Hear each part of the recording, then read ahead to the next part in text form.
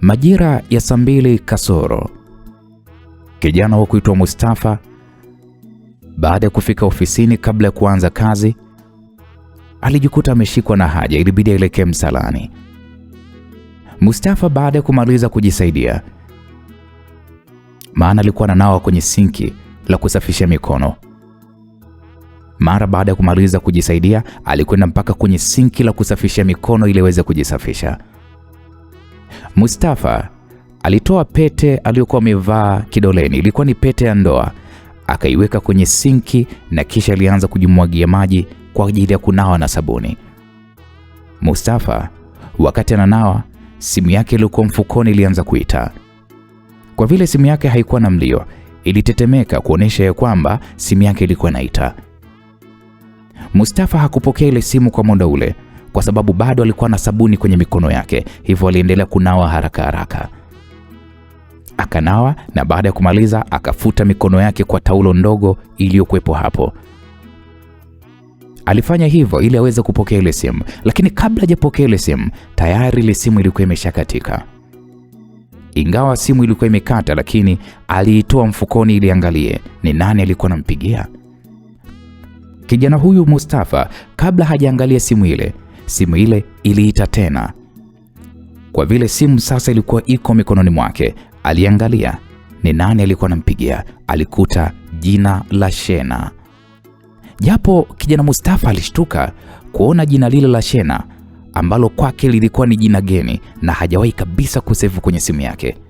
Sasa inakuwaje jina la Shena limetokea kwenye simu yake? Mustafa aliamini kuzungumza na huyu mtu aliyempigia angeweza kumjua kwa vile jina lilikuwa lipo kwenye simu yake. Mustafa alibonyeza kitufe cha kupokelea simu ile na kisha akasema, "Hello." "Hello Mustafa, assalamu alaikum." Ilikuwa ni sauti yenye lafudhi ya Kimwambao. Mustafa ilibidi aitikie, "Wa alaikum salam." Mustafa alitikia huku akawa anaifikiria ile sauti ni ya nani. Sauti pamoja na jina vyote vilikuwa ni vigeni akilini mwake. Lakini wakati Mustafa anaendelea kufikiria ni nani alimpigia, ghafla yule bidada akasema, "Uko wapi?" "Nipo ofisini." "Mbona mimi nipo ofisini kwako muda tu, lakini mwenyeji wangu sikuoni." Okay. Nakuja basi, nakuja." "Fanya haraka, kuna sehemu nawahi, nilipita ofisini kwako mara moja." Mustafa alitoka haraka haraka kumwahi mgeni wake.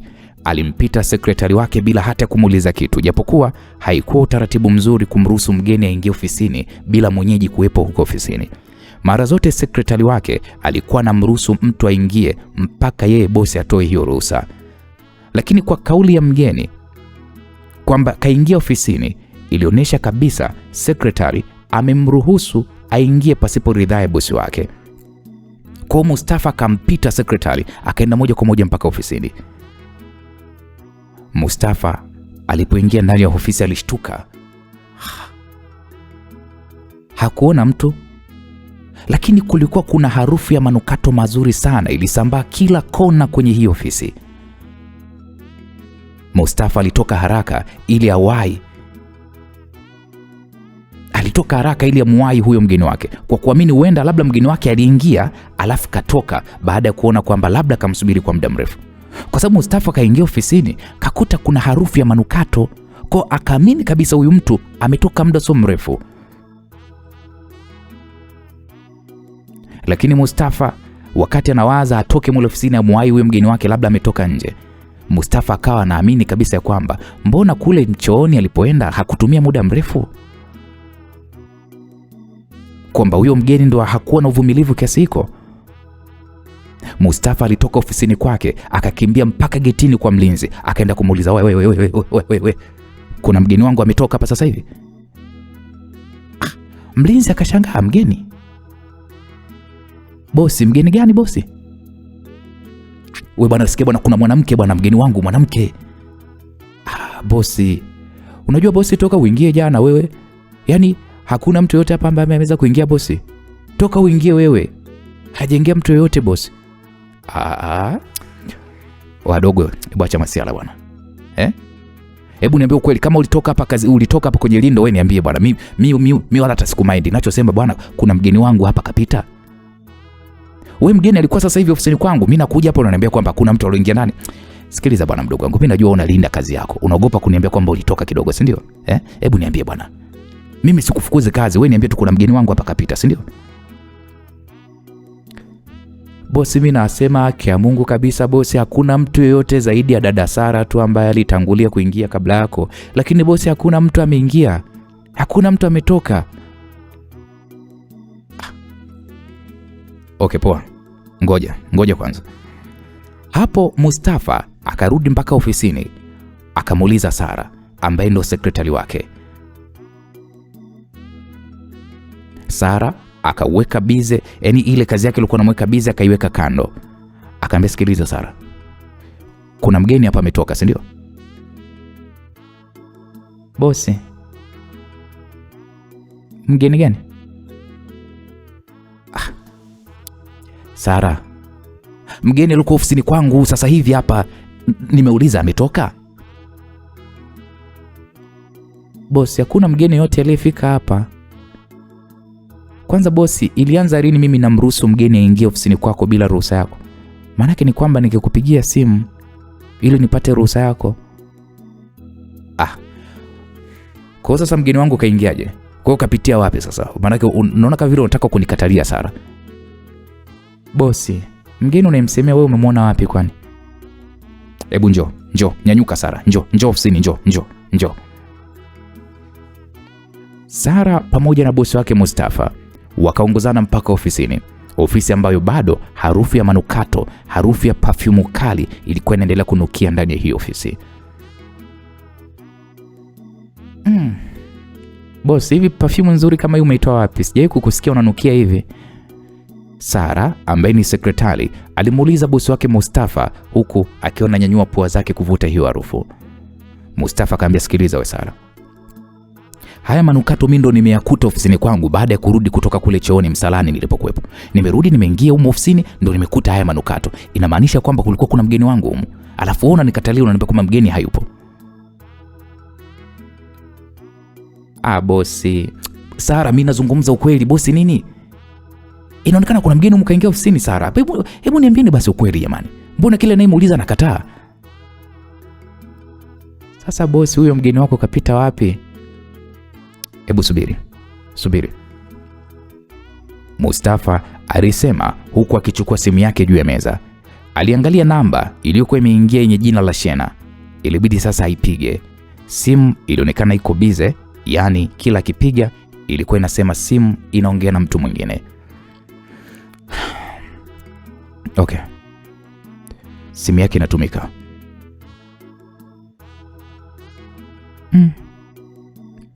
Bosi, si ulitoka nje? Kwani mlinzi amekuambia kuna mgeni aliingia? Hata yeye mlinzi pia anasema kwamba hajaona mgeni wangu. Bosi, mtu gani tusimuone wote jamani? Yaani ofisini wote hapa tusimuone? Au jini hilo bosi? Unaanza mambo ya simulizi bwana. Sasa jini atoke wapi? Unaanza stories za kwenye movie sasa hizo. Sio jini bwana, hebu nisikilize Sara. Ngoja mimi nitampigia tena. Asa jini anatumia simu? Jini mpaka kanipigia? Hebu achana hizo story bwana. Ngoja mimi nampigia tena, wala usijali. Msikilizaji, Mustafa aliachana na mambo ya mgeni asiyeonekana. Alikumbuka amesahau pete yake ya ndoa kule msalani. Na alisahau kwa sababu alikuwa na mwai huyu mgeni asiyeonekana. Mustafa ilibidi aende mpaka sehemu ya kunawia mikono pale kwenye sinki. Alishtuka. Alipoingia pale akakutana na ile harufu ya manukato aliyokuwa ametoka kuachana nayo ofisini kwake. Lakini alipoangalia juu ya sink, ile pete yake ya ndoa hakuiona. Mustafa alishtuka.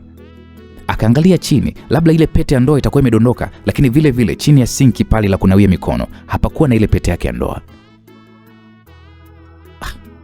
Mustafa ilibidi aingie mpaka msalani chooni ndani, akatafuta ile pete yake ya ndoa lakini hakuiona. Akili yake kijana huyu Mustafa ilimueleza ya kwamba pete ile alikuwa ameivua wakati anataka kunawa mikono, na alitoka mpaka kwa Sara kwenda kumuuliza kwamba Sara, hivi kuna mtu kaingia msalani kule wakati mimi naingia ofisini? Hamna mtu alioenda msalani bosi. Sara, unajua wakati nanawa mikono pale msalani, niliweka pete yangu ya ndoa juu ya sinki lile nikawa nanawa mikono. Na nilipozungumza na simu nikawahi kuja huko ofisini, lakini cha ajabu nimerudi pale pete yangu ya ndoa sioni. Bosi, umeangalia vizuri? Sara, nimeangalia vizuri. Au leo mimi sijaje na pete eti Sara? Nilivyokuja ofisini umeniona nimekuja na pete kweli? Bosi, umekuja nayo. Na mara zote siku zote na kuonaga huko na pete ya ndoa. Si unakumbuka nilikutania? Tena leo hii nimetoka kukutania kwamba ukiipoteza hiyo, sijui utamwambia nini mke wako. Alafu kweli. Kweli nimekuja nayo. Hasa pete imeenda wapi?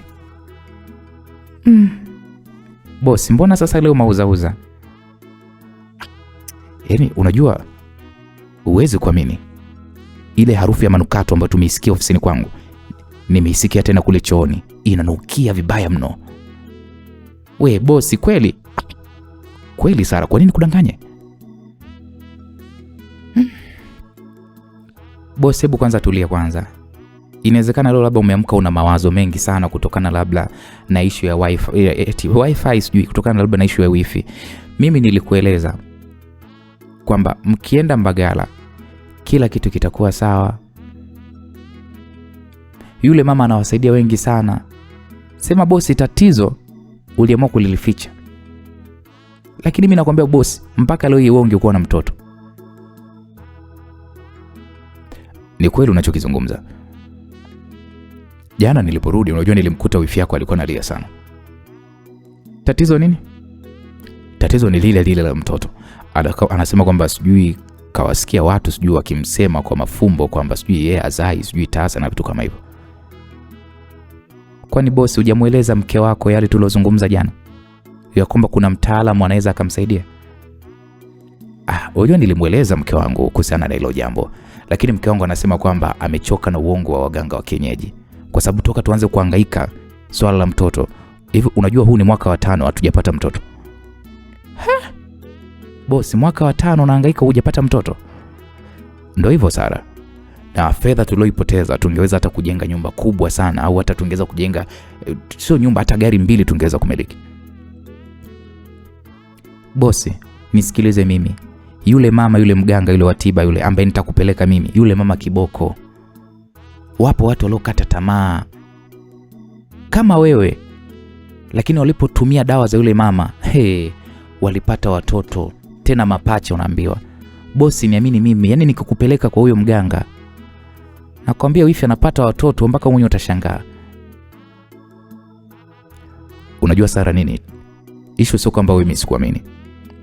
Unajua kuna sehemu tulikwenda mimi na mke wangu, tulikuwa tunaambiwa maneno kama hayo unaotuambia wewe.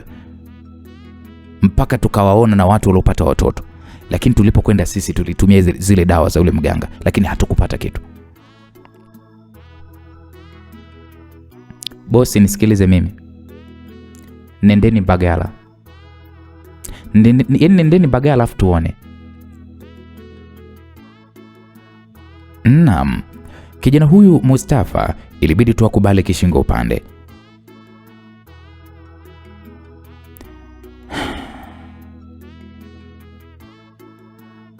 Sasa sikiliza. Mke wangu kasema kwamba nimsubiri, amesema kwamba atapitia hapa kwenye majira ya saa 5, sawa Alafu kisha tuelekea huko Mbagala kwa huyo mtaalamu. Basi bosi, wewe nenda kapumzike. Sawa Akili yako ikae sawa. Alafu then utajua pete umeiweka wapi. Kweli msikilizaji, Mustafa alirudi mpaka ofisini kwake. Alikaa kwenye kiti akawa anajitazama vidole vyake, asiamini kama kweli eti yeye hakuja na pete ofisini. Akiwa bado anavishangaa vidole vyake, simu yake iliita, na alipoangalia alikuta ni Shena. Ilibidi apokee ile simu haraka sana. Yes, hello. Hala Mustafa. Samahani, niliwahi kutoka kwa vile kuna sehemu nilitakiwa kuwahi. Wewe umetoka umepitia wapi? Jamani Mustafa, kuna njia ngapi ya kuingia na kuna njia ngapi za kutokea ofisini kwako? Ofisini kwangu njia iko moja tu ya kuingia na kutoka. Wewe umetokea wapi? Basi ndio hiyo nilopita mimi. Sasa mbona sekretari wangu hajakuona? Sekretari wako nimemkuta yuko busy hapo, sikutaka hata kumsumbua. Kwa vile mlango wako ulikuwa uko wazi, nikaamua tu niingie tu ofisini. Okay, sawa. Tufanye hivi, sekretari hajakuona. Na vipi kuhusu mlinzi? Kuona mlinzi naye pia hajakuona, si ndio? Unajua mimi sikumkuta huyo mlinzi. Inawezekana labda alikuwa ameenda msalani mara moja. Mustafa, unaguna nini? Okay basi. Yaani bado ujio wako umekuwa ni kitendawili sana hapa ofisini kwangu.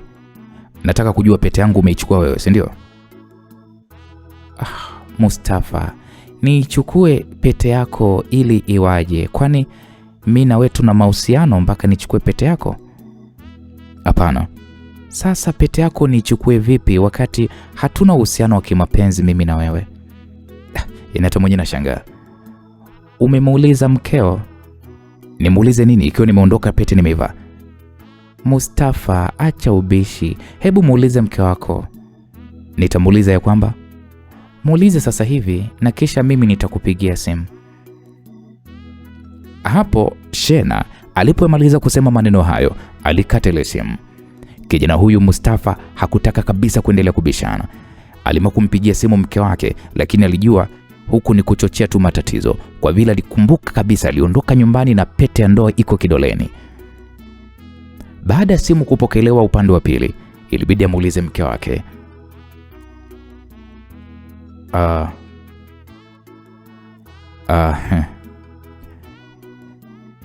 Samahani mke wangu. Eti nini? Pete ya ndoa nimeiacha hapo nyumbani? Ndio mme wangu. Unajua mpaka nimeshangaa kuiona kwenye sinki la kunawia mikono msalani kule. Afadhali. Hapo Mustafa alishusha pumzi ndefu kweli kweli, mpaka mke wake akamuuliza, "Wewe vipi? Mbona umeshusha pumzi hivyo?" Unajua mke wangu, nimeitafuta kweli kila kona hiyo pete. Yaani ofisi nzima nimetembea. Nilidhani labda nimepoteza hiyo pete mke wangu. Kwani mme wangu wewe una tabia kuvua pete ama? Ninapotoka msalani huaga sitaki ipate maji. Sitakagi kabisa pete ya ndoa iharibike. Basi pole mme wangu, uliisahau bwana. Mimi namalizia hapa kazi na kuja huko. Okay, hakuna tatizo mke wangu, nakusubiri. Naam, kijana huyu Mustafa alikata ile simu na kisha alishusha tena pumzi. Akaamini kabisa kwamba siku ile aliamka akiwa na mawazo mengi sana. Lakini kitu kingine kilichomshangaza, harufu ya manukato aliyoyasikia ambayo hakuwa kayasikia katika maishani mwake. Hii kitu ilimshangaza sana. Ghafla Mustafa simu yake iliita. Aliyekuwa anapiga alikuwa ni Shena. Ilibidi apokee.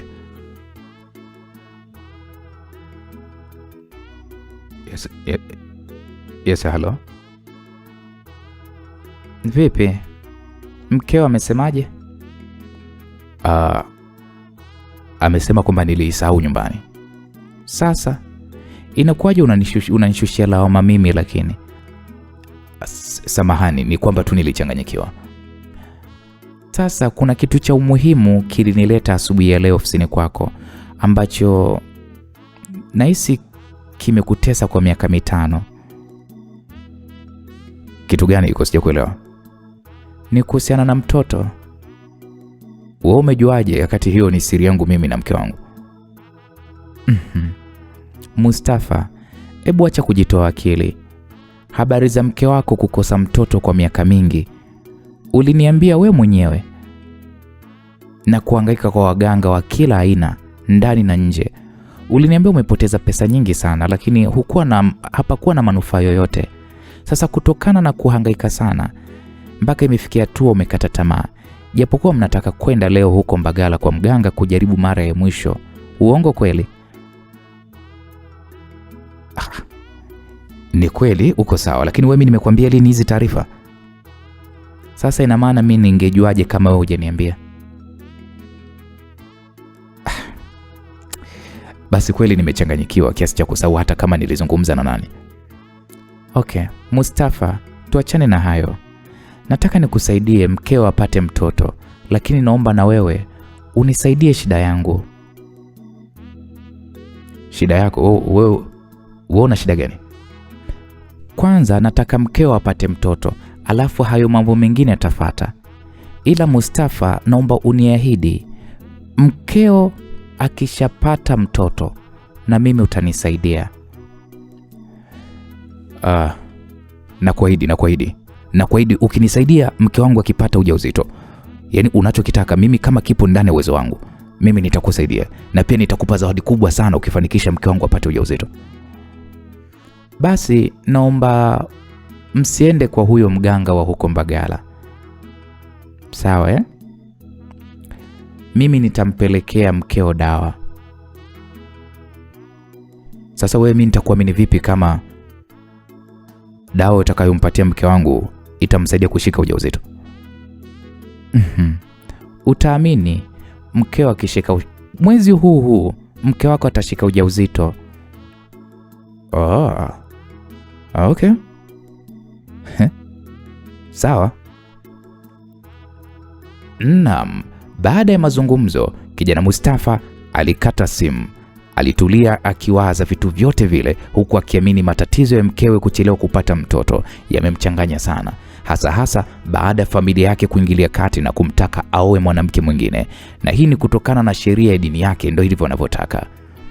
Siku zote Mustafa hakutaka kuongeza mke mwingine kwa kujua kabisa ya kwamba atakuwa hakumtendea haki mkewe, na pia kufanya vile ni kumnyanyapaa zaidi, na kibaya zaidi alijua angemuumiza zaidi mkewe kama tu mwanamke ambaye angemoa angepata mtoto. Aise, ungekuwa ni ukatili mkubwa mno, kutokana na mkewe hakuwa na mapungufu yoyote zaidi tu ya kuchelewa kupata mtoto, japokuwa afya zao zilionekana ziko sawa. Tatizo likabakia muda wa kupata mtoto. Kijana Mustafa akiwa katika lindi la mawazo, simu yake iliita, na alipoangalia alikuwa ni mkewe ndiye aliyekuwa anampigia. Mustafa ilibidi apokee ile simu. Halo mke wangu. Mme wangu, kwanza pole na kazi. Asante mke wangu. Eti kuna dada mmoja hivi anaitwa Shena amenipigia simu na amenieleza matatizo yangu, yani kama vile niliwahi kumueleza, na ameniambia kwamba amezungumza na wewe kuhusu dawa ya matatizo yangu, na kaniambia eti nisiende tena kule kwa mganga yule wa Mbagala. Amesema dawa atakayonipatia itatoa majibu mwisho wa huu mwezi. Ni kweli? Unajua mke wangu, hata mimi kaniambia hivyo hivyo. Hebu subiri kwanza, kuna mtu hapa anagonga mlango. Sawa mme wangu. Baada ya dakika 3 mkewe akapiga tena simu ambayo aliipokea. Mke wangu. Mme wangu, kuna kijana hapa ameleta kichupa hivi kidogo chenye maandishi ya Kiarabu. Kasema kapewa na dada mmoja hivi ambaye hakumuona sura kutokana na kuvaa hijabu iliyomziba mpaka uso.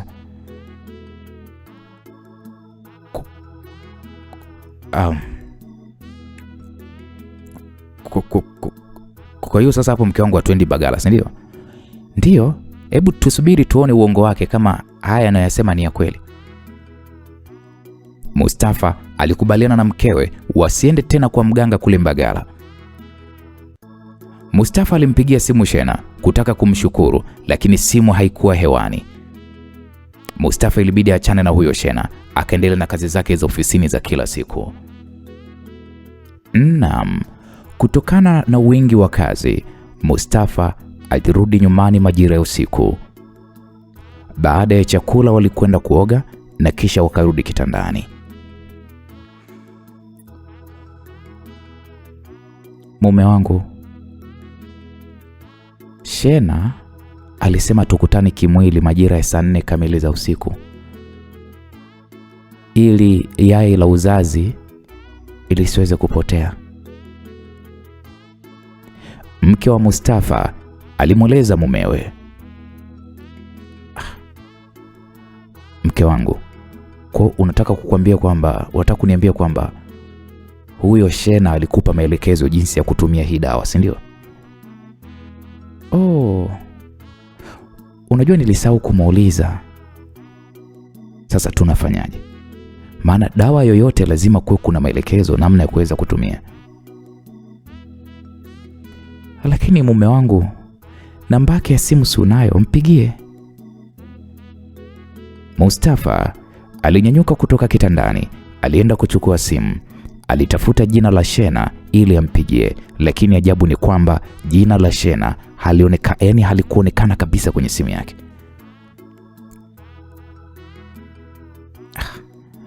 Mke wangu, mbona jina lake silioni kwenye simu yangu? Na wakati mchana nimewasiliana naye na jina lake lilikuwepo kabisa. Mme wangu, kwani huyo Shena alipokupigia wewe hukusevu namba yake?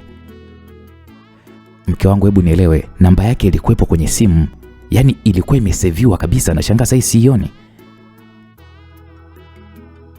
Mkewe naye alichukua simu yake kuangalia namba ya Shena, lakini pia hakuiona. Unajua hata kwangu sioni. Sasa tunafanyaje?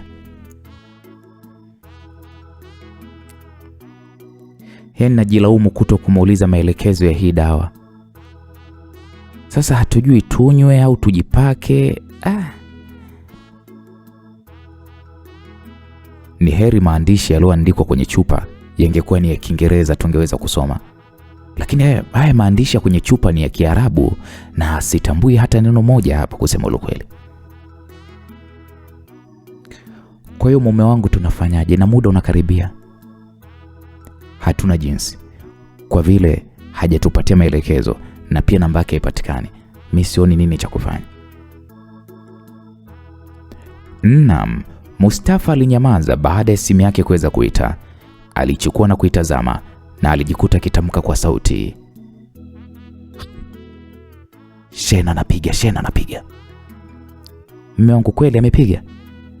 Mkewe aliuliza huku akinyanyuka kutaka kuona kwenye simu ya mumewe. Ndiyo, hii hapa, ona. Shena anapiga. Wakati hii namba nimeangalia kwenye simu haipo, lakini ona sasa hivi eti ipo. Mume wangu, pokea haraka kabla haijakata. Mustafa ilibidi apokee simu ya Shena. Halo? Shena?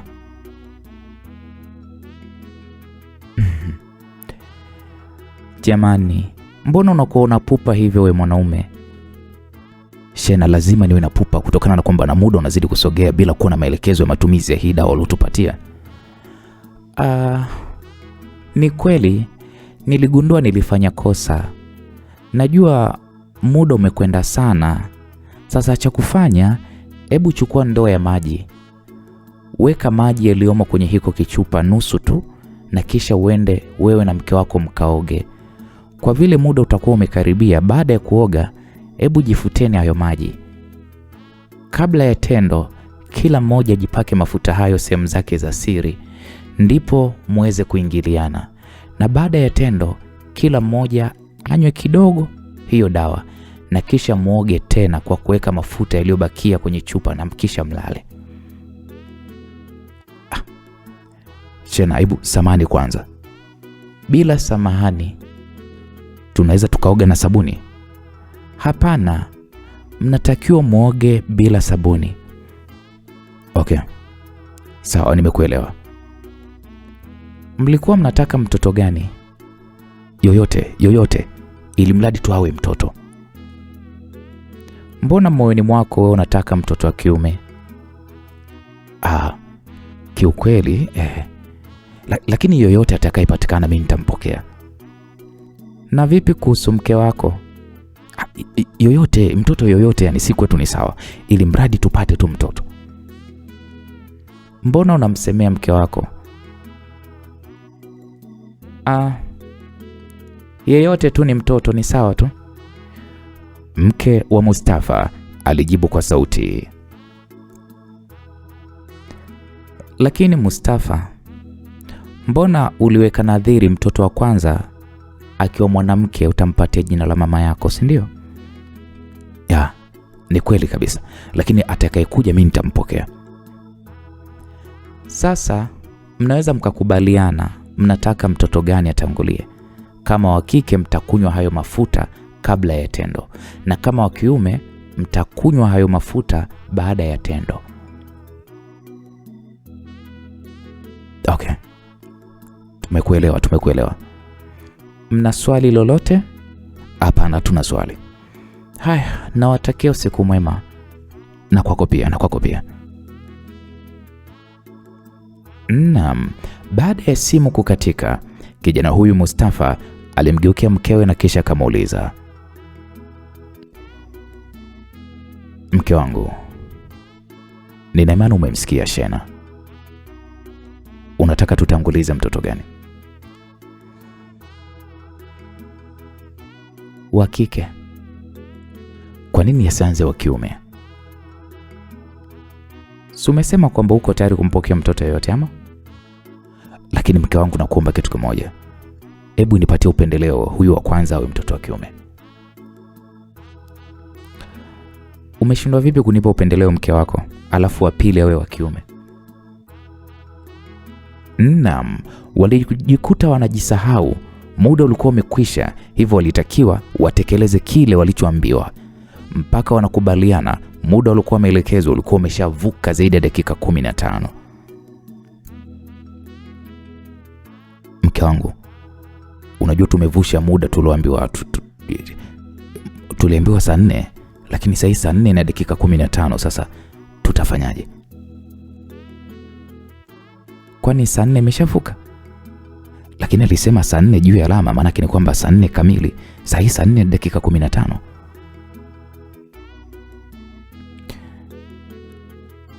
Ilikuwa ni kutufanya tuwe makini zaidi. Lakini muda mimi naona hujapita mume wangu. Tunaweza tukanywa hata saa hizi. Walikwenda kuoga kwa kufuata maelekezo yote, na baada ya kuoga walijipaka manukato hayo, wakanywa kwa vile walikubaliana kutanguliza mtoto wa kike. Baada ya hapo ilibidi sasa wapake kwenye sehemu zao za siri, na kisha wakakutana kimwili. Baada ya tendo walikwenda kuoga na kisha walirudi kitandani kwa ajili ya kuweza kulala. Msikilizaji, ilipofika majira ya usiku, Mustafa aliota ndoto akifanya mapenzi na mwanamke mzuri wa Kiarabu, mwanamke ambaye alimueleza ya kwamba anataka kuzaa naye. Siku ya pili, Mustafa aliamka akiwa amechoka sana, na hii ni kutokana na kutumika mara mbili. Kwanza alitumika kwa mkewe, lakini pia alitumika katika njozi. Mustafa asubuhi alipoamka hakumweleza mkewe ndoto aliyokuwa ameota. Mustafa alioga, akapata kifungua kinywa na kisha aliwahi kazini. Msikilizaji, Mustafa akiwa yuko kazini, simu yake ilikuwa inaita, na alipotazama mpigaji alikuwa ni Shena. Ilibidi apokee haraka sana. Yes, hello, Shena. Mustafa, tanguliza salamu. Assalamu alaikum. Samani. Assalamu alaikum. Wa alaikum salam. Haya bibi, niambie. Nilitaka kukusalimia tu, na pia nilitaka kukueleza jinsi ulivyokuwa umenifurahisha kwa kuitunza siri zako. Siri gani nimetunza? Unajua wewe ni mwanaume kati ya wanaume, kwa sababu wanaume wengi kila kinachowatokea kwenye ndoto zao wanaenda kuwaambia wake zao. Kwani mimi kimenitokea nini? Unakijua sana Mustafa, lakini hukutaka kumwambia mkeo. Wewe umejuaje? Mustafa, hebu tuachane na hayo. Alafu jana mbona umeniangusha? Nimekuangusha kivipi? Niliwaambia mfanye mapenzi saa ngapi wewe na mke wako? Saa 4. Ndo muda mliofanya? Hapana, lakini haikuvuka sana. Mustafa, niliwaeleza saa 4 kamili mnatakiwa kufanya mapenzi. Nyinyi mmevuka muda. Kwa nini umepuuza maagizo yangu Mustafa? Shena, samahani kwa hilo.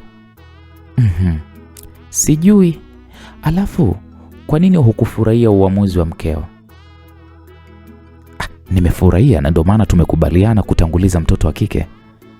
Sio kweli Mustafa, moyoni mwako hukufurahia uamuzi wa mkeo kwa kukulazimisha kutanguliza mtoto wa kike, kitu ambacho kitampa matatizo mtoto atakayezaliwa.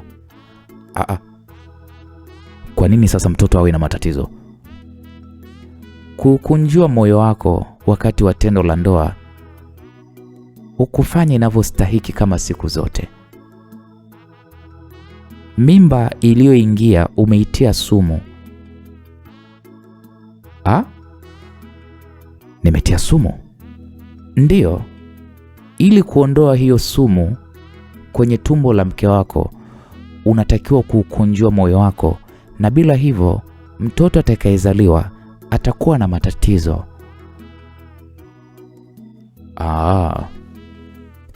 Nimekuelewa. Basi mimi ni kuache ufanye kazi Mustafa. Nashukuru, ila nilikuwa na hamu sana kukuona wewe kwa sababu sijawahi kukuona na mara nyingi tunaongea tu kwenye simu. Usiwe na wasiwasi Mustafa, utaniona mpaka utanichoka. Kwanza tumalize tatizo lenu la wewe na mke wako ambalo linawakosesha raha kwa muda mrefu sana. Kwa hiyo unaniahidi nikishapata mtoto ndo nitakuona, si ndio? Kuwa na subira Mustafa. Okay, hakuna tatizo, basi mimi nitakusubiri. Naam, msikilizaji, Mustafa alikata simu, lakini alijikuta yuko katika mawazo mengi sana juu ya mtu aliyekuwa anajiita Shena. Mustafa alikuwa anajiuliza, who is Shena? Shena ni nani? Na kwa nini Shena anakwepa kuonana naye? Mustafa alijiuliza, huyu Shena ni mtu ambaye anayejua sana maisha yangu. Mbona mimi simjui? Mbona Shena ananijua kiundani sana? Mbona mimi simjui yeye? Mbona kuna mambo mengi ya siri yaliyojificha mpaka moyoni mwangu, lakini Shena anayajua. Huyu Shena ni nani? Huyu mwanamke atakuwa ni nani? Au hapana, sio huyu Shena. Lazima atakuwa mganga wa kienyeji. Huyu sio jini. Huyu jini gani anatumia simu? Hapana, huyu Shena atakuwa ni mganga. Naam, Mustafa aliendelea kuwaza juu ya kauli tata za Shena ambazo hakuelewa nini hatima yake. Mustafa alijiuliza, huyu Shena alijuaje kama kitendo cha mkewe kulazimisha mtoto wa kike wakati yeye alikuwa anataka wa kiume, kitu ambacho alimkubalia kwa shingo upande? Lakini yeye Mustafa alifanya hilo siri. Imekuwaje Shena amelitambua na amemtisha kuhusu ujauzito ambao yeye alisema uliingia siku ile ile usiku? Mustafa alijiuliza maswali mengi sana, kwamba hata hiyo sumu inayozungumziwa ni sumu gani ambayo inaweza kuleta matatizo katika ujauzito ule. Sasa moyo wake utanyosha vipi hilo jambo? Mustafa alijiuliza maswali mengi sana, lakini hakupata majibu. Sasa kuingia kwa sekretari wake kulimkatisha mawazo hayo kijana Mustafa. Sekretari alianza kwa kumuuliza, bosi vipi? Mbona kama vile uko mbali sana kimawazo bosi? Sara aliuliza huku akiwa ameshika faili mkononi mwake, na ndipo hapo kijana Mustafa akamwambia, kawaida tu, binadamu kuwa na mawazo ni jambo la kawaida. Naam, Sara alimpa kazi aliyokuwa amemwagiza kuifanya, na baada ya kumpa ilibidi amuulize kwamba bosi, unajua jana nilisahau kukuuliza, hivi mlienda kule Mbagala kwa yule mganga? Sara, tumetoka hapa saa ngapi? Kweli jana kazi zilitushika sana. Kwa hiyo wifi alienda peke yake kwa mganga au? Hapana, hakwenda, ila mwisho wa wiki atakwenda. Naam, Mustafa alipomjibu hivyo Sara alitoka na kumwacha bosi wake Mustafa akiwa na waza na kuwazua yale aliyokuwa ameelezwa na Shena. Msikilizaji, jioni wakati Mustafa anajiandaa kurudi nyumbani, alipokea simu kutoka kwa mke wake. Yes, halo mpenzi. Mustafa alipokea hiyo simu kwa madaha kama kawaida yake pindi tu anapopigiwa na mkewe, na ndipo mke wake akasema, mme wangu uko wapi? Mke wangu, mbona kama vile unaongea huko kama mtu unayeumwa, yani kama vile hauko sawa? Ni kweli naumwa mume wangu. What? Sauti ilinyamaza ghafla na ndipo kilisikika kishindo upande wa pili. Mustafa alijikuta akipata taharuki, ilibidi atoke mbio ofisini kwake na kuelekea nje kwenye gari lake ili awahi nyumbani kwa mke wake kujua ya kwamba mkewe amepatwa na nini. Mustafa alimpita sekretari wake wa ofisini bila kumsemesha.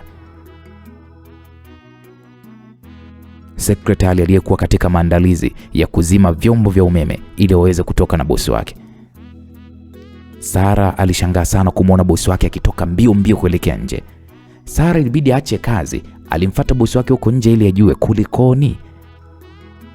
Sara alimwona bosi wake Mustafa akielekea kwenye gari lake akiwa kama vile mtu aliyechanganyikiwa. Sara alimkimbilia bosi wake na kwenda kumuuliza, bosi vipi? Sara, hebu subiri kwanza, subiri. Bosi, kuna nini? Mbona mbio kwenye gari? Au kuna kitu cha kutisha kimetokea ofisini? Bosi, naogopa. Sara, hebu niache kwanza, siko sawa, niache kwanza. Mustafa aliongea hayo huku akiwasha gari na kuliondoa kwa kasi kuelekea getini, huku akimpigia kelele mlinzi afungue geti haraka iwezekanavyo. Mlinzi alifungua haraka lile geti. Mustafa akalitoa gari kwa kasi kweli, akaliingiza barabarani bila kuangalia uelekeo kuelekea nyumbani. Mlinzi ilibidi amfuate sasa Sara. Akamuuliza, wewe vipi? Mbona bosi ametoka mbio, kuna nini?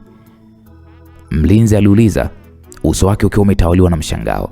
Sara akasema, hata najua basi. Mimi nimeona tu bosi anatoka ofisini mbio, hata sijui bosi amepatwa na nini. Sara naye aliyekuwa amepatwa na mshangao hakujua amjibu nini mlinzi.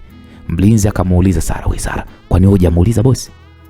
Nimemuuliza, majibu yake hata hayaeleweki. Na kila nikimuuliza majibu yake anayejua yeye mwenyewe.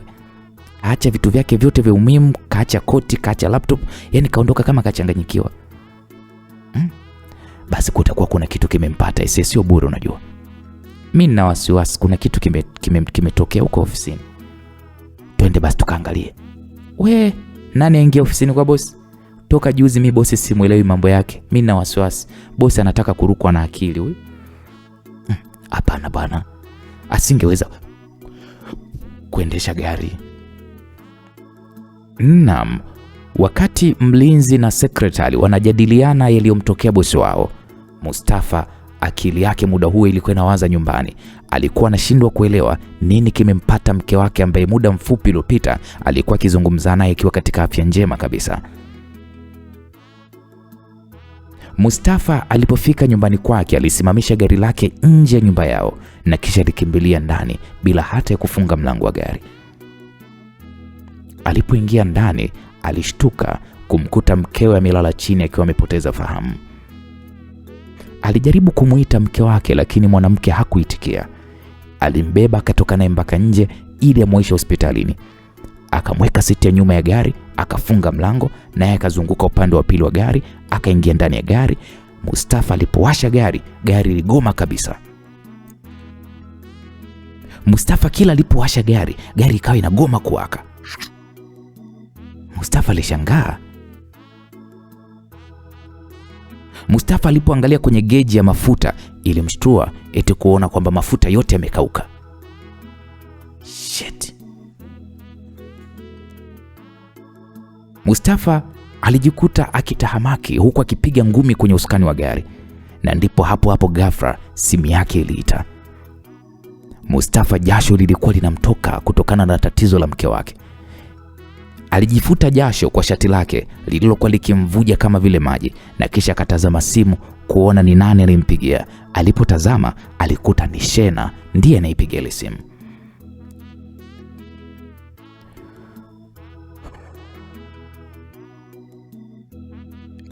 Yes, hello.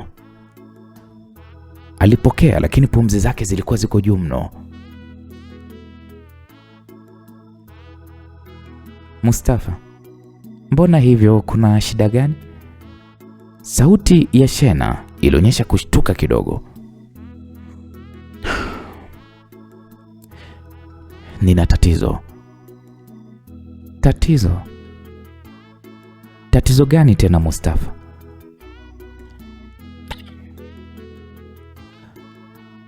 Mke wangu yuko hoi na hata sijui anaumwa kitu gani. Isije kawa ni mimba. Mimba?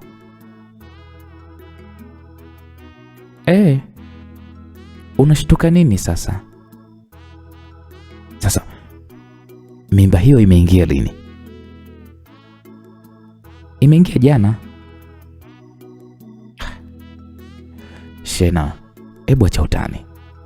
Hakuna mimba inayoweza kuingia mara moja na kuanza kumsumbua mtu. Mustafa, kila mimba ina staili yake ya kuingia. Lakini basi yote hayo nitajua hospitalini, kwa sababu nataka kwenda hospitalini.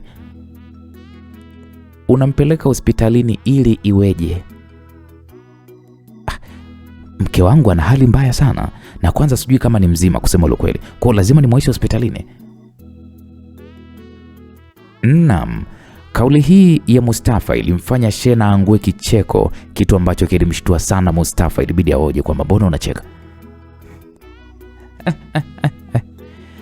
Nani aliyokuambia kwamba mimba ni ugonjwa mpaka mtu umpeleke hospitalini? Shena, hivi una uhakika gani kama ni mimba? Mbona umeng'ang'ania sana kwenye hilo swala la mimba? Uhakika ninao. Mrudishe mke wako ndani kwa vile mke wako haumwi chochote. Hapana, siwezi kufanya hivyo. Lazima nimpeleke mke wangu hospitali. Nimemkuta kwenye hali mbaya. Haya, fanya unavyotaka, lakini usinitafute na wala tusilaumiane.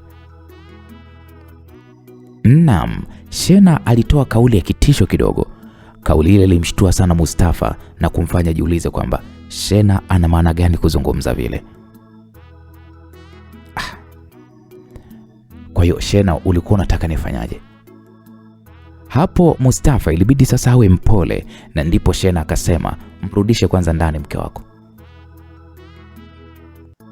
Sasa nikishamrudisha ndani? Mrudishe kwanza ndani mke wako. Okay, sawa. Mustafa alimchukua mkewe na akamrudisha ndani akiwa katika hali ile ile ya kupoteza fahamu. Na baada ya kumlaza kwenye kochi, alichukua simu ili kuwasiliana na Shena. Alipochukua simu, alikuta ile simu bado iko hewani. Ilibidi aite tu, halo Shena. Abe Mustafa, tayari nimeshamwingiza ndani. Kile kichupa cha manukato kipo? Sijui. Kiangalie kama kipo. Chukua maji, sawa? Yaweke kwenye sahani ya bati nyeupe. Kiweke. Kisha chukua maji yale, mpake mwanamke wako kichwani. Akiamka, mpatie maji anywe, na maji mengine mpake tumboni. Mustafa alikwenda chumbani. Alikuta kile kichupa kipo juu ya meza ya kujipodolea, yani dressing table. Alikichukua kile kichupa, alikwenda kwenye kabati, akachukua sahani ya bati nyeupe ambayo aliweka maji, na kisha akaweka kile kichupa na kufanya maji yale yanukie vibaya mno. Alifanya kama alivyoelekezwa kwa kumpatia maji, kwa kumpaka maji kichwani mke wake, na ghafla alishangaa mke wake anafumbua macho.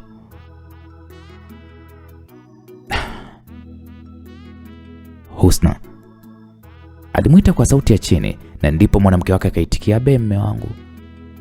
Aliitika kwa sauti ya chini huku akipepesa macho. Ilibidi amuulize, vipi mke wangu, vipi? Safi. Husna alijibu kwa sauti ya chini huku akikaa kitako. Mshikaji ilibidi amuulize, unajisikiaje mke wangu? Unajisikiaje? Si jambo. Kwani ilikuwaje? Nini kilikupata? Yaani nilikuwa natoka chumbani, ghafla nilianza kujisikia vibaya. Yaani vibaya sana. Nikapata wazo la kukupigia simu. Nilijitahidi kukujulisha, lakini ghafla nikaona kiza kizito na kilichoendelea hata sikujua mme wangu. Hapo Mustafa ilibidi ampe maji mke wake anywe, lakini mkewe ilibidi amoje kwamba haya maji ya nini. Na ndipo Mustafa akamwambia, wewe kunywa bwana mke wangu, kunywa. Mkewe kweli alikunywa. Yaliyobaki mshikaji ilibidi ampake mkewe kwenye tumbo. Mme wangu, mbona sikuelewi? Nisikilize, hii ndo tiba yako, utapona. Kwa nini tusiende hospitalini? Shena amekataa nisikupeleke hospitali. Kwani Shena alikuja hapa? Ndio alikuja. Naam, Mustafa ilibidi amdanganye mkewe. Jamani, sasa mbona hakukata kidogo ili nimuone? Yaani ule dada anaonekana ni mwema sana. Kwani anasema hali hii inatokana na nini? Ni kwa sababu ya mimba. Mimba? Ndiyo mke wangu, mimba. Shena anasema kwamba mimba imeingia kwa mtindo huo.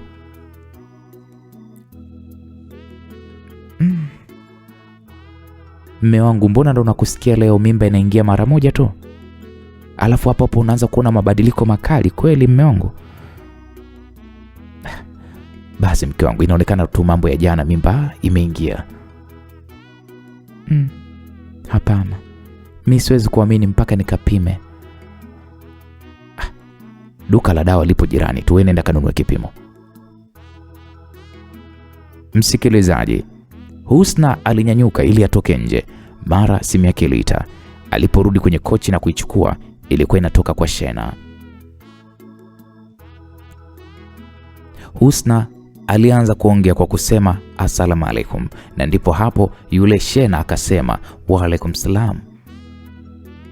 Niambie shoga yangu, yani umeniudhi wewe. Kwa nini tena shoga nikuudhi? Yani wewe kumbe jana umekuja hata kusubiri tuonane. Nilikuwa na haraka. Na jambo la umuhimu ni afya. Hayo mengine ni majaliwa tu. Tutaonana. Sawa. Naona umepiga simu. Unalipi shoga yangu? Nilitaka kujua unaendeleaje. Namshukuru Mungu naendelea hivyo hivyo. Usijali.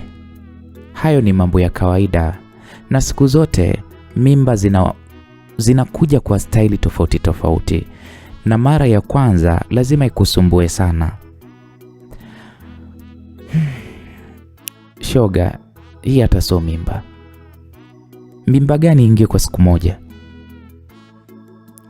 Husna, acha ubishi. Mimba hiyo ndo mimba, mimi ndo naijua.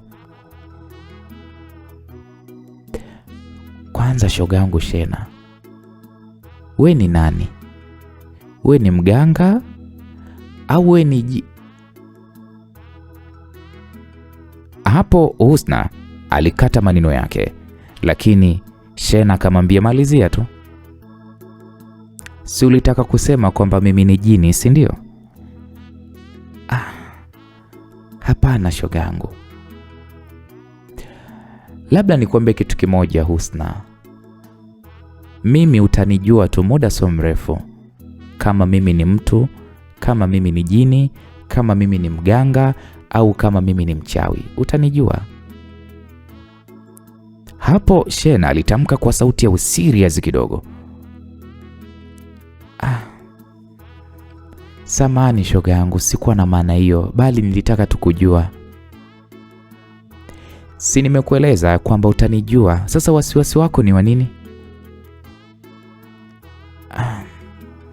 kuhusu ujauzito, yani siwezi kuamini, japokuwa yani nina dalili zote za ujauzito, lakini nawaza uende kawa ni malaria tu. Kwa hiyo ndo nataka kupima ili nihakikishe kama kweli ni mimba.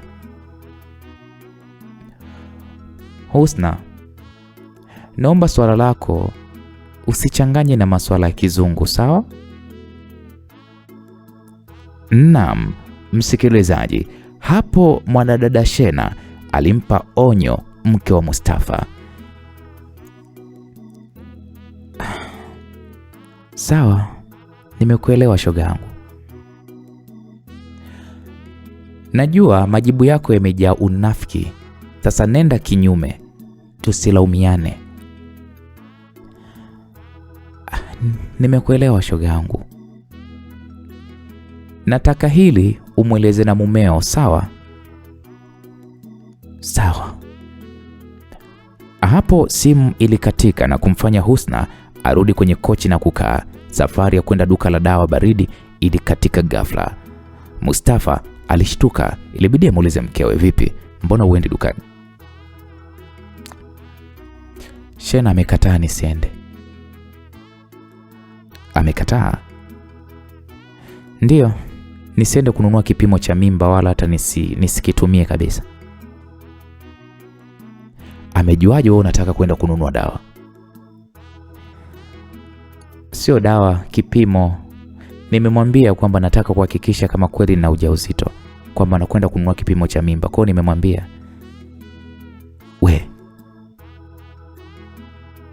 unasemaje? Niseme nini sasa? Mbona kazi ipo? Kwa hiyo huko duka la madawa hauendi tena? Amesema swala la ujauzito wangu tusichanganye na mambo ya kizungu. Kwa hiyo hata kama ukiumwa?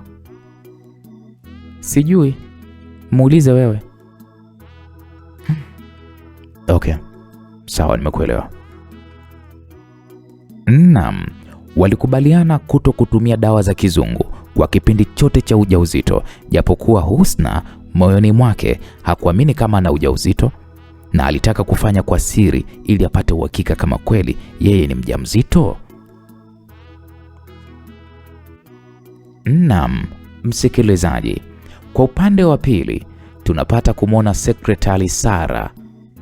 Baada ya bosi wake kuondoka katika mazingira tata, Sara alikwenda kufunga ofisi, akachukua vitu vya bosi wake ili ampelekee nyumbani, ikiwa pamoja na kwenda kujua nini ambacho kimemsibu.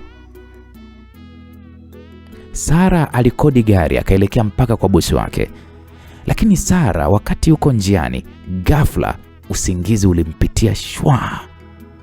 Ajabu sana, alipokuja kushtuka alijikuta yuko kitandani kwake akiwa amelala na mizigo ya bosi wake akiwa ameishikilia mkononi. Sara alipopepesa macho alishangaa kuona jua kama la asubuhi. Alinyanyuka kitandani na kushangaa kukuta mlango uko wazi. Aliweka vitu kwenye kochi, akaangalia saa ya mkononi iliyomuonesha kwamba ni majira ya saa 2 za asubuhi. Sara alishangaa kujiona yuko nyumbani akiwa amelala, tena na vitu alivyokuwa akimpelekea bosi wake. Sara alijawa na mawazo, alijiuliza, alipotoka kazini alikodi gari na alimwambia dereva ampeleke kwa bosi wake au ampeleke nyumbani kwake? La hasha, dereva alimwambia ampeleke nyumbani kwa bosi wake. Sasa imekwaje anajikuta yuko nyumbani kwake?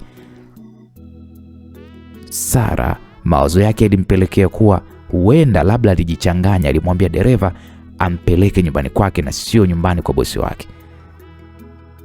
Sara alijiuliza, sasa kama alikwenda nyumbani, kipi kilimsibu mpaka kalala na nguo zake na hata hajavua viatu, hajautoa hata mkoba wenye laptop, hajavua hata yani alijikuta amelala yani kama vile mavazi yote ofisini na kila kitu amelala hivyo hivyo. Sara alikuwa bado yuko njia panda kuhusiana na kurudi nyumbani na kulala bila kula wala hata kufunga mlango. Kwa alirudi akaja akalala, hata kufunga mlango alishindwa. Hili swala lilimuumiza sana kichwa Sara, na ndipo mara ghafla simu yake ilianza kuita. Ilikuwa ni simu kutoka kwa bosi wake. Sara ilibidi apokee ile simu. Hello boss. Sara, uko wapi? Nipo nyumbani. Vipi, unaumwa? Hata siumwi. Sasa mbona hujafika kazini? Bosi, bosi hata sijui niseme nini. Hebu wahi ofisini. Huwezi kuamini, nina nusu saa tu nipo nje ofisi. Ofisi haijafunguliwa na kusubiri wewe, lakini wewe utokei. Mungu wangu. Jana nilisahau afu niliondoka na funguo. Okay, wahi basi, njoo na kusubiri. Sara alioga haraka haraka, akabadili nguo, akakodi pikipiki ili awahi kazini, huku akimuhimiza dereva akikimbize pikipiki kweli kweli. Walipofika ofisini, baada ya dakika 5, Sara alimsalimia bosi wake na kisha akafungua ofisi. Mustafa aliingia ndani ya ofisi. Sara alimkabidhi bosi wake vitu vyote na kisha akarudi kwenye eneo lake la kazi kwa ajili ya kumalizia kiporo, na ndipo amuulize bosi wake jana ilikuwaje kuwaje. Msikilizaji, tukirudi upande wa pili, mke wa Mustafa ambaye ni Husna alikuwa yuko tu nyumbani peke yake, lakini moyo ulikuwa unamsukuma juu ya hali aliyonayo, ambapo alielezwa kwamba yeye ni mjamzito na alikatazwa asitumie kipimo cha kizungu kutambua kama yeye ni mjamzito. Lakini mwanadada huyu alikuwa anajiuliza, kama nikitumia kipimo cha kutaka kugundua kama mimi ni mjamzito, kwani kitanikuta nini? Alijiuliza sana Husna. Mwisho wa siku alimtuma mtoto aende duka la dawa akamletea kipimo cha ujauzito. Baada ya kuletewa kile kipimo, mwanadada huyu Husna alikwenda msalani, alijisaidia haja ndogo na kukiweka kwenye kikopo kisafi, na kisha karudi nacho chumbani. Akachukua kile kipimo cha mimba, akapima ule mkojo wake ili kupata kujua yeye ni mjamzito. Lakini kabla hajapima ule mkojo wake, ndipo ghafla simu yake iliita, na alipoitazama ilikuwa inatoka kwa Shena. Mwanadada huyu Husna alipuuza ile simu, akaweka kile kipimo haja ndogo ili hakikishe kama kweli mimba anayo. Kile kipimo kilipogusa tu ile haja ndogo, yeye Husna alihisi kama tumbo limechafuka ghafla. Ajabu nyingine ni kwamba haja ndogo iliyokuwemo kwenye kile kipimo iligeuka ikawa damu mbichi kabisa iliyotoa harufu kali vibaya mno. Husna alishtuka. Akiwa na shangaa ile hali, alizidi kushtuka kusikia hali ya majimaji inamtoka kwenye sehemu zake za siri. Yaani ni kama mtu ambaye anaziona siku zake. Alipoangalia, alishtuka kuona nguo yote imetoka kwa damu. Yote imetapakaa damu. Alafu chini damu ilitengeneza michirizi. Michirizi iliyotapakaa sehemu kubwa kuonesha kwamba ametokwa na damu nyingi mno. Pale pale Husna alianza kusikia kizunguzungu kikali sana. Alijitahidi kunyanyuka kwa kujilazimisha, lakini alishindwa. Akajikaza, akafanikiwa kushika simu yake. Akatafuta namba ya mume wake kwa shida sana, akapiga na simu ikapokelewa upande wa pili. Hello? Mume wangu,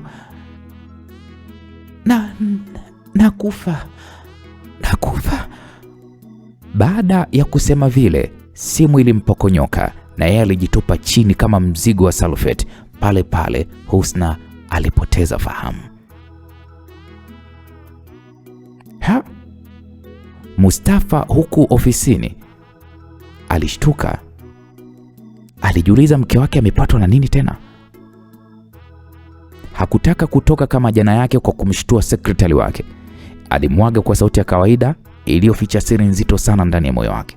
Mustafa akamwambia Sara, nafika nyumbani mara moja. Bosi, mbona hivyo? Kuna usalama kweli? Kawaida tu, wala usijali. Mustafa alitoka mpaka kwenye gari lake, akawasha ili awahi nyumbani, huku akijiuliza mkewe atakuwa amepatwa na nini. Aliendesha gari kwa mwendo wa kasi mpaka nyumbani, na baada ya kusimamisha gari alikimbilia ndani. Alipoingia ndani, alishtuka kukuta damu imetapakaa chumba kizima. Alishtuka kuona kikopo kikiwa kina damu na ndani yake kulikuwa kuna kipimo cha mimba. Mungu wangu, mke wangu kafanya nini? Mustafa alijikuta anashika mikono kichwani. Ilibidi amshike kwanza mkewe aliyekuwa amelala pale sakafuni, mke wake ambaye alionekana kapoteza fahamu kabisa, huku akiwa ametokwa na damu nyingi vibaya mno, na damu zilikuwa zinatoka sehemu za siri. Mustafa alijikuta anashindwa afanye nini mara baada ya kujua kwamba kafanya kosa kwenda kinyume na maelekezo ya Shena. Pale Mustafa alijua kabisa kwamba mke wake kafanya masharti kinyume kabisa na Shena alivyoagiza. Mustafa ilibidi amnyanyue mke wake pale chini, akampeleka bafuni ambapo alimfanyia usafi na kisha akamrudisha kitandani. Lakini wakati huo bado yule mwanamke alikuwa amepoteza fahamu. Mustafa alibaki yuko njia panda, asijue ampeleke wapi sasa mkewe. Ampeleke hospitalini ama afanye nini? Mustafa kama haelewi, maana hospitalini wamekatazwa wasiende. Mustafa akiwa katika hali ya taharuki, ghafla simu yake iliita, na alipoangalia ni simu iliyokuwa inatoka kwa Shena. Ilibidi apokee haraka iwezekanavyo.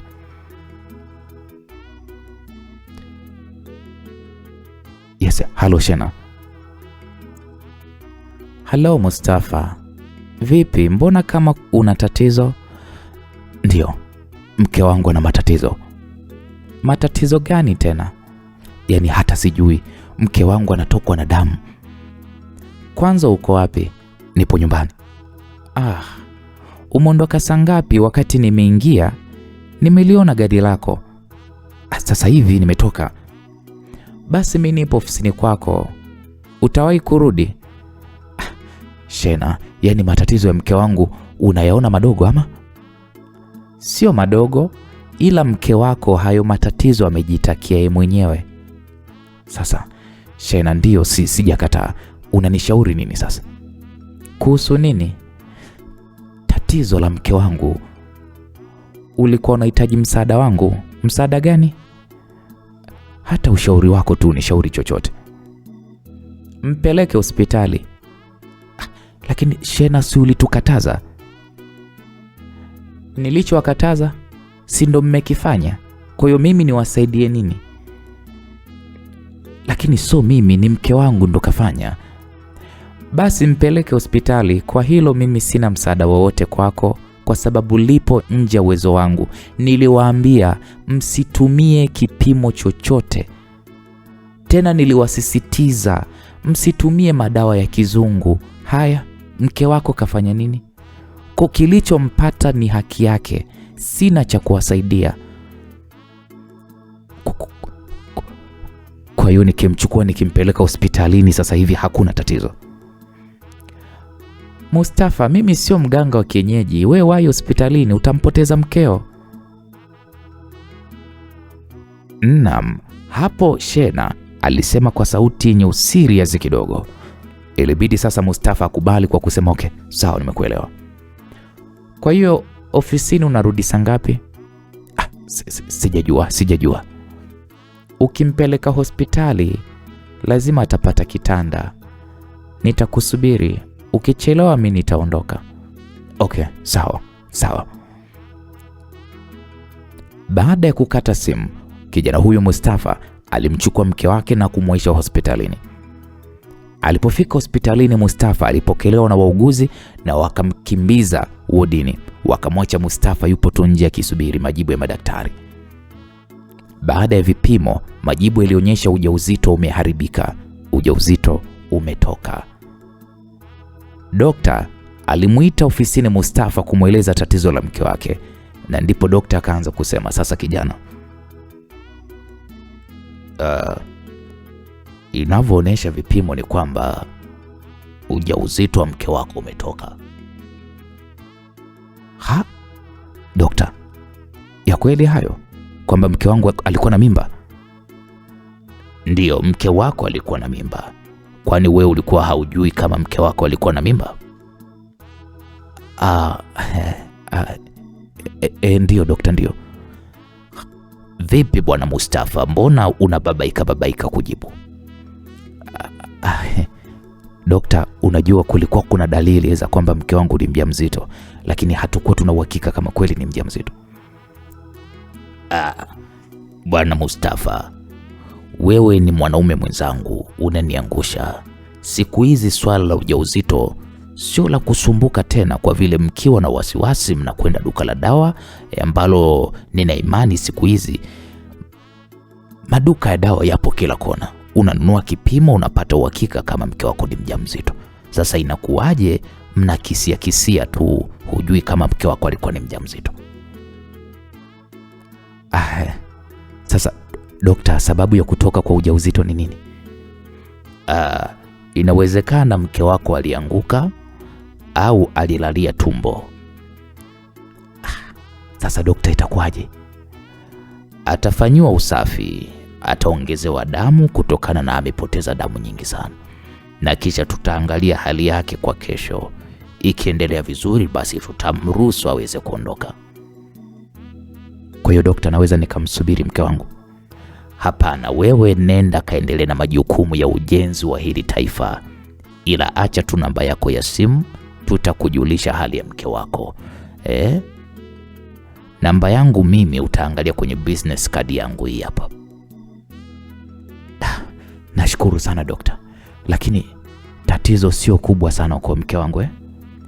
Tatizo sio kubwa, damu ndo imepotea tu nyingi, lakini tatizo wala hata sio kubwa. Lakini jioni ya leo naamini mke wako atakuwa vizuri. Dokta, nashukuru sana. Naam, hapo kijana Mustafa alitoka na kurudi nyumbani kwa ajili ya kufanya usafi wa zile damu ambazo zilikuwa zimemtoka mkewe. Lakini Mustafa alishtuka kukuta nyumba ipo katika hali ya usafi, yaani hakuna hata chembe la damu moja. Yaani utadhani ya kwamba kulikuwa kuna house girl ambaye amedeki amesafisha kile chumba. Mustafa anarudi hivi ndani, anakuta damu hamna. Mustafa hakutaka kuwaza sana, aliwasha gari akarudi ofisini. Alipofika alishtuka, alikutana na perfume kali hiyo, ambapo aliamini hii perfume ni ya Shena, hakuna mtu mwingine zaidi ya yeye. Mustafa alipoingia tu ofisini akakutana na secretary wake, na ndipo yule secretary akasema, boss, hivi hujapishana na mwanamke amevaa hijabu hapo mlangoni? Hapana, sijapishana na mtu. Hasa kapitia wapi? Maana sasa hivi hapa ndo anatoka na wewe ndo unaingia. Mimi sijamwona mtu. Hivi boss, nikikwambia hata dakika 3 hazijapita, yaani mimi boss, hebu toka hapo nje, hata getini hajafika. Ngoja kwanza, huyo mgeni amesemaje? Alikuwa na shida na wewe. Amekutajia jina lake, anaitwa nani? Amesema ukifika nikwambie, sijui anaitwa nani? Shena, anaitwa Shena au Shehna. Boss, hivyo sijui Shena sijui Shehna, lakini ndio hivyo Shena. Tena anaongea kama mtu wa Zanzibar hivi.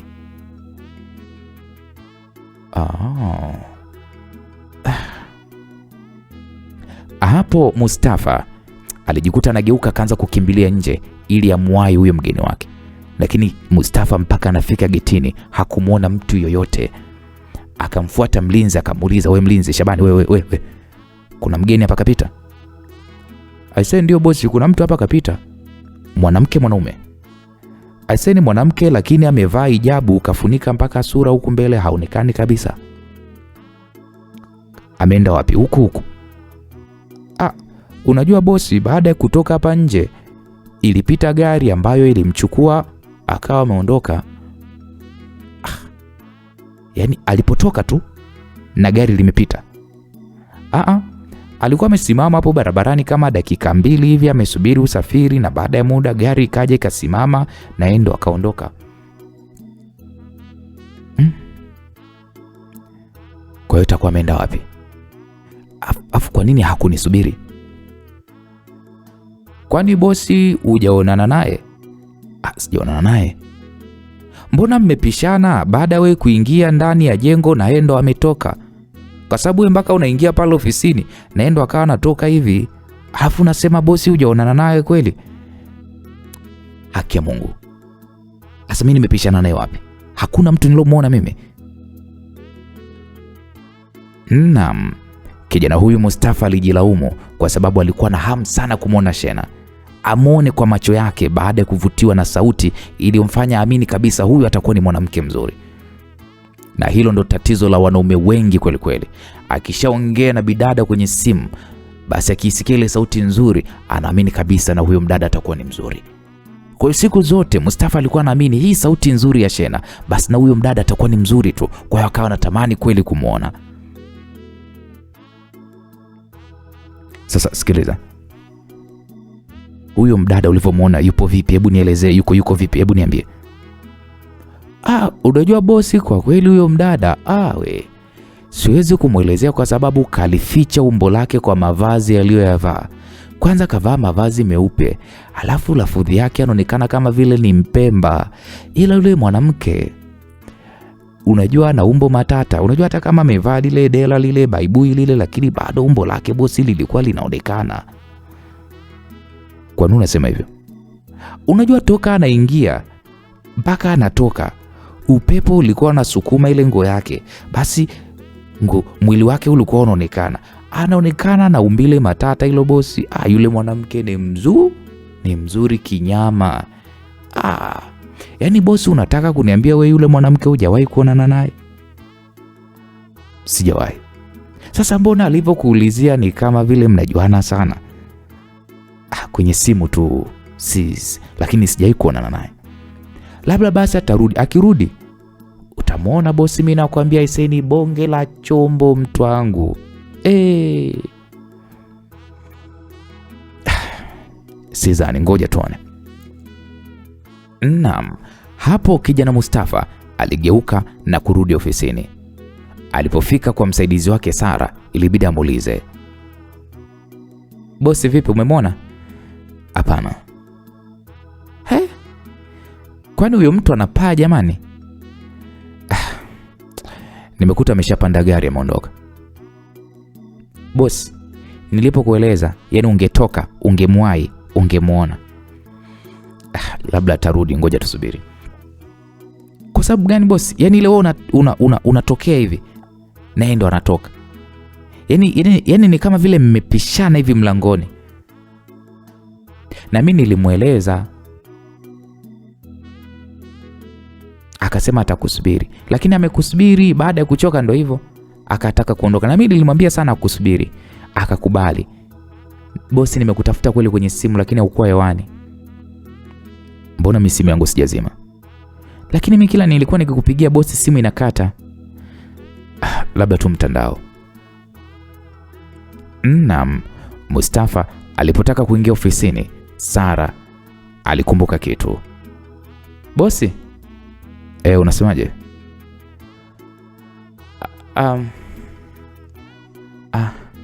Alafu mbona manukato ya yule mwanamke yanafanana na yale ya siku ile tuliyokuta kule ofisini kwako?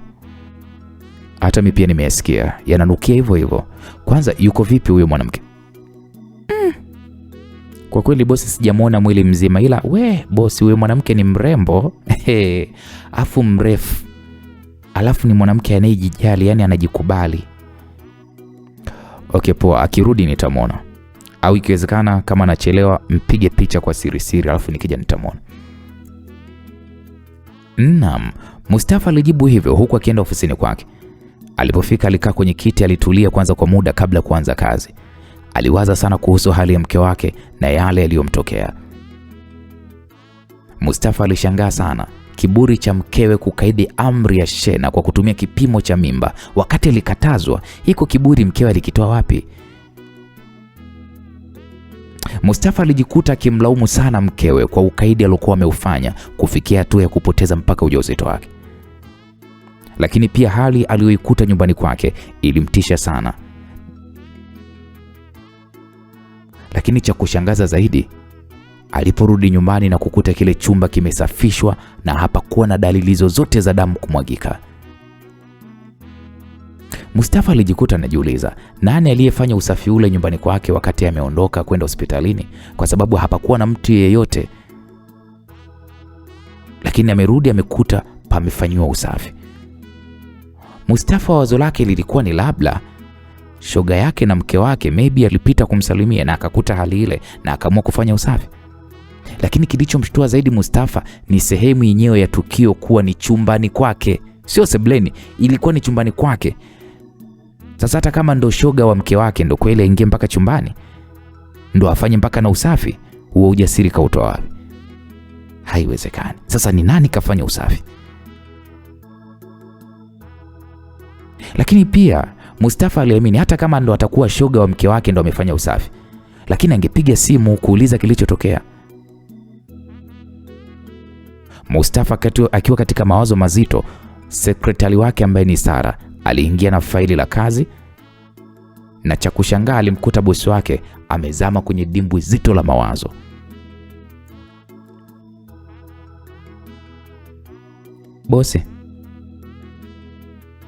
Bosi vipi? Poa, Mustafa alijibu huku akiunyanyua uso wake kumtazama Sara.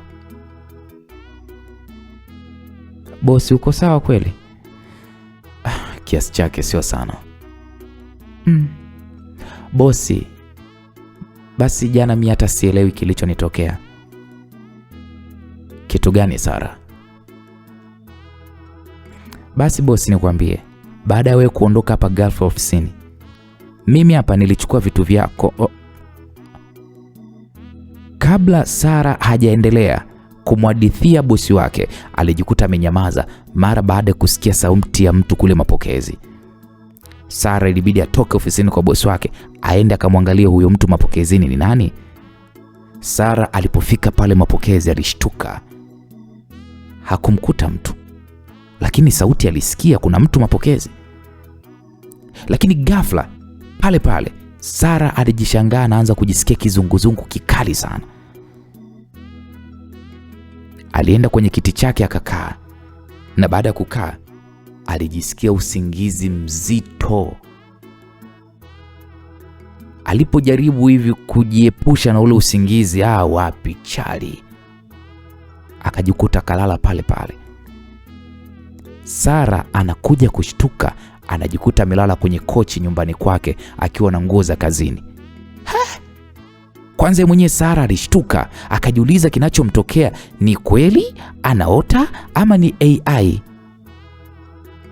Alikumbuka tukio hilo lilimtokea jana yake, wakati ambapo amechukua vitu ofisini vya bosi wake anampelekea bosi wake, na mwisho wa siku akajikuta yuko chumbani kwake.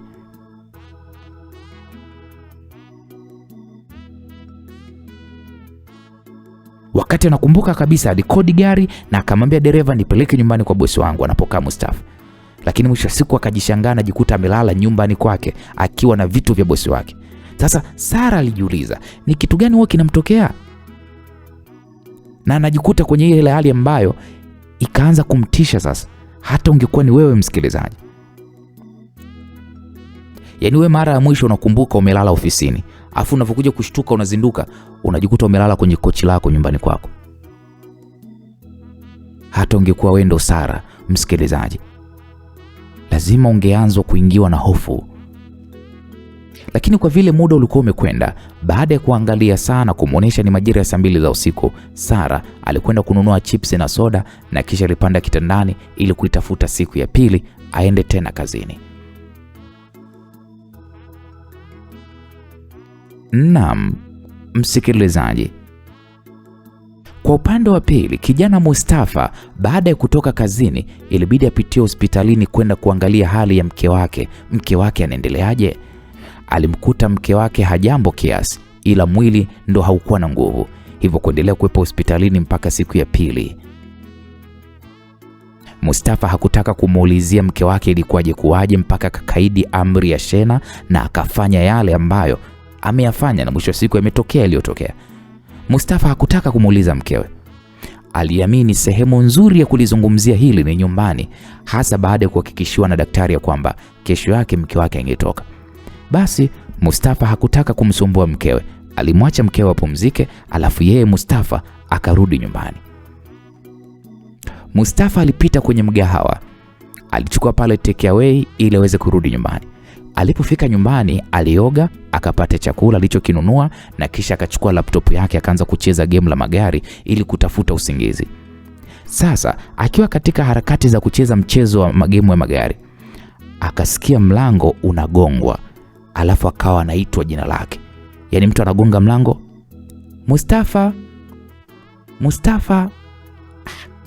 Mustafa ilibidi aache kucheza game, akatoka mpaka sebleni. Akatulia kwanza kidogo kabla kufungua ule mlango ili asikilizie ni nani anayegonga mlango, alafu ni nyakati za usiku. Mustafa ilibidi aulize, "We nani?" "Ni mimi," ilijibu sauti ya kike ambayo haikuwa ngeni masikioni mwa Mustafa, lakini hakuikumbuka hii sauti ni ya nani. Lakini sio ngeni, ila kukumbuka ndo akawa anashindwa. Ilibidi amuulize tena, "We nani unagonga mlango usiku saa hizi?" "Mi Shena."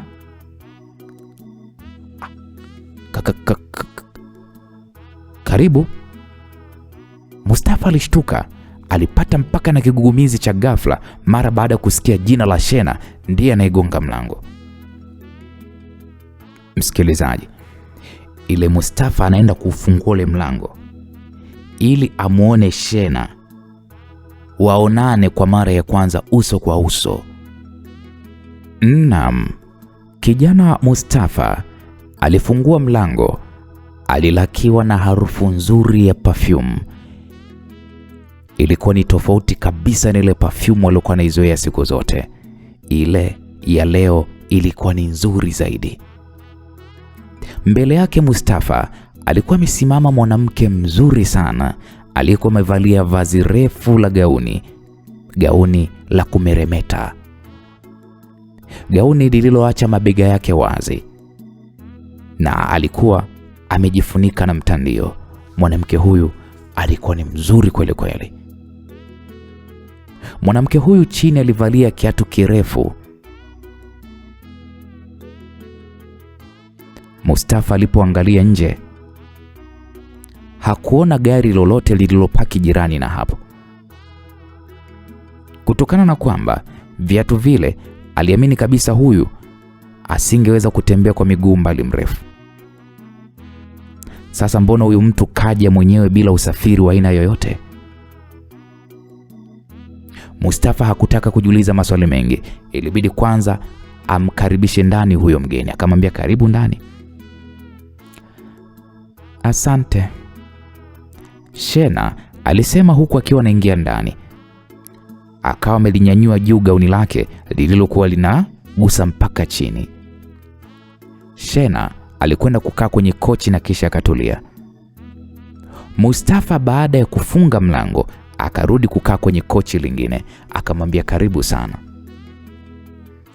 "Asante, za hapa ni nzuri kiasi chake, sio sana," Mustafa alijibu huku akiwa anamwangalia Shena kwa kumuibiaibia. Na hii ni kutokana na kwamba Shena alikuwa ni mwanamke mzuri kupindukia. Kitu alichokigundua Shena ni kwamba Mustafa anamtazama kwa kumuibiaibia. Shena akazungumza huku akiwa anauondoa ule mtandio kichwani mwake, akaziacha nywele zake ndefu nyeusi zionekane vizuri. Shena aliacha tabasamu kama ua la mchana linalochanganya. Macho yake makubwa kidogo yaliyopakwa wanja yalimwongezea uzuri ambao ulionekana kabisa yeye huyu ameumbwa kimahaba. "Mustafa, usipate shida ya kuhangaika kunitazama. Una uhuru wa kunitazama vile unavyopenda na wala hata usiogope."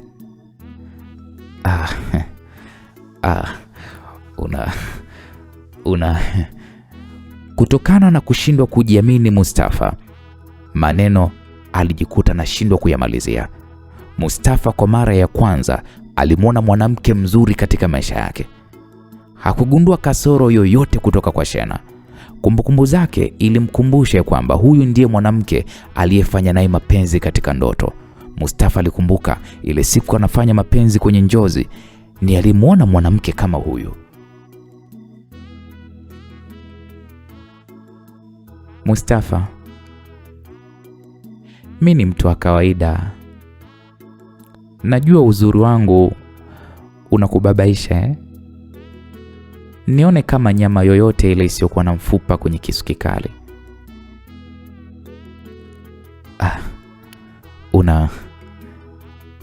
Unatumia kinywaji gani?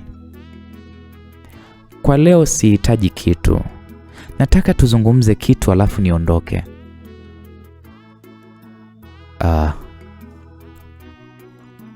Kitu gani? Mustafa, unakumbuka nilikuahidi nini? Uliniahidi vingi, sijui ni kipi kimojawapo.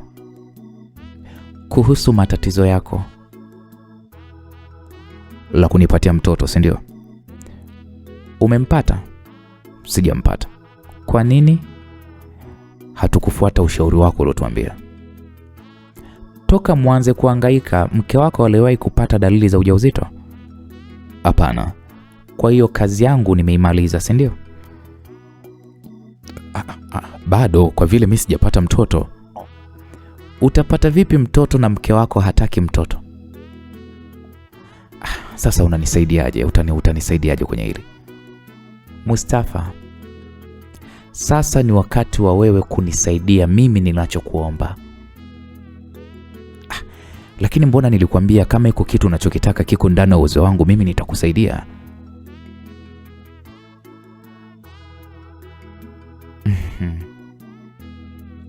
Utaweza kunisaidia?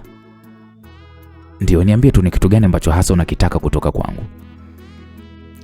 Ni kitu ambacho kipo ndani ya uwezo wako na ndio maana nakitaka kutoka kwako. Sawa. Niambie tu ni kitu gani.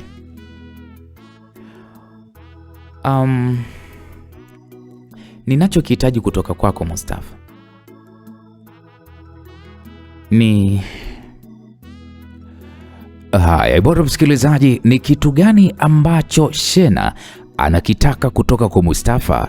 Ni kusihi sana usikose katika sehemu ya pili kupata kujua ni nini hasa Shena anakitaka kutoka kwa Mustafa. Bwana, mimi naitwa Uncle J, mzigo mtamu kutoka kwake Bwana Ali Mbeto. Nikwambie tu endelea kusubscribe channel hii ya Uncle J Simulizi ili uendelee kupata story nyingine kemu ambazo zinaendelea kutoka. Bwana, mzigo hujaisha, tukutane sehemu ya pili tupate kujua huyu Shena anataka nini kutoka kwa Mustafa. Bana, sasa ndo kamfuata live to live, face to face, mpaka mshikaji mwenye kakubali kudadeki. Wewe Shena mzuri aise. Nimetembea dunia nzima lakini hakuna wanawake mzuri kama wewe. Ni mzuri Shena. Mustafa kakubali pigo kudadeki walai. Hata mimi mwenyewe Uncle J nakwambiaje, Shena mzuri wewe. Faiba siala Shena kweli. Shahna, afu so Shena, yani jina lake linatamkwa Shahna. Bwana, tukutane sehemu ya pili kupata kujua nini hasa ambacho Shena anakitaka kutoka kwa Mustafa. Bye bye.